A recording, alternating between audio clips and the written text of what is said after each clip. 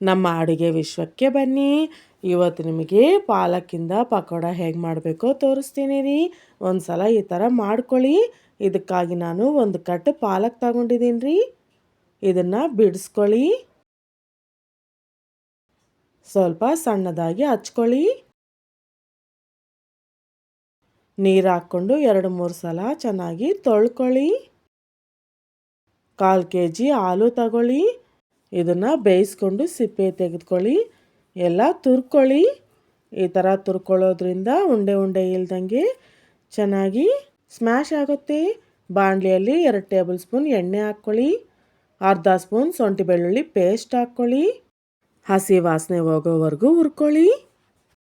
ನಾವು ತೊಳೆದಿಟ್ಕೊಂಡಿದ್ವಲ್ಲ ಪಾಲಕ್, ಅದನ್ನು ಹಾಕ್ಕೊಳ್ಳಿ. ಸ್ವಲ್ಪ ಹೊತ್ತು ಚೆನ್ನಾಗಿ ಹುರ್ಕೊಳ್ಳಿ.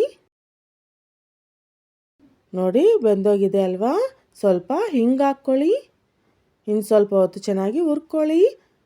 ಸ್ಟವ್ ಆಫ್ ಮಾಡಿ ಪೂರ್ತಿ ತಣ್ಣಗಾದ ನಂತರ ಜಾರ್ಗೆ ಹಾಕ್ಕೊಳ್ಳಿ.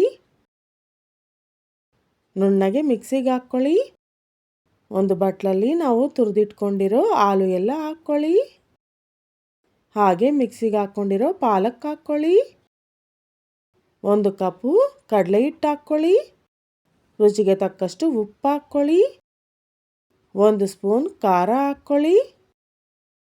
ಅರ್ಧ ಸ್ಪೂನ್ ಪೆರಿ ಪೆರಿ ಮಿಕ್ಸ್ ಹಾಕ್ಕೊಳ್ಳಿ. ಅರ್ಧ ಸ್ಪೂನ್ ಗರಂ ಮಸಾಲ ಹಾಕ್ಕೊಳ್ಳಿ. ಅರ್ಧ ಸ್ಪೂನ್ ಚಾಟ್ ಮಸಾಲ ಹಾಕ್ಕೊಳ್ಳಿ.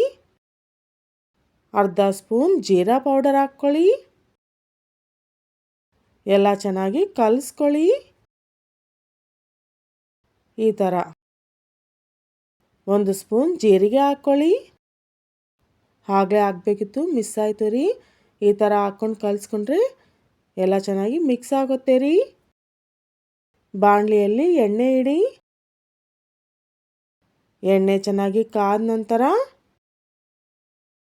ಈ ಥರ ಒಂದೊಂದೇ ಹಾಕ್ಕೊಳ್ಳಿ. ಪಕೋಡ ಥರ ಹಾಕ್ಕೊಳ್ಬೋದು ರೀ, ಈಸಿಯಾಗಿ ಮಾಡ್ಕೋಬೋದು.